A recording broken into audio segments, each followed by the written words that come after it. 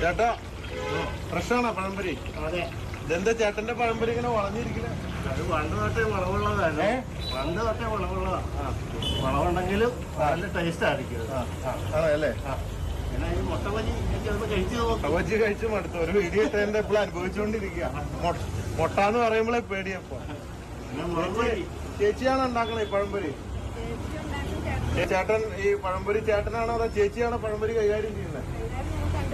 രണ്ടുപേരും കൂടി കൈകാര്യം ചെയ്യുന്നത് അല്ലേ? ഇനിയിപ്പോ ഈ വീഡിയോ ഇട്ടാലേ ഓരോരുത്തർമാര് ഡബിൾ മീനിങ് ആണെന്നൊക്കെ പറഞ്ഞ് ഓരോ ഇതൊക്കെ ആയിട്ട് വരും. കുഴപ്പമുണ്ടോ? വീഡിയോ ഇടുന്നോണ്ട് കുഴപ്പമുണ്ടോ?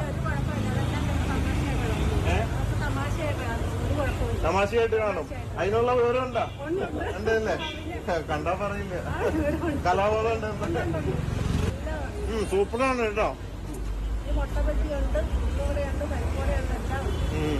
ഇപ്പൊ എന്താ ഉണ്ടാക്കുന്നത്? മുളക് ബജി അല്ലേ?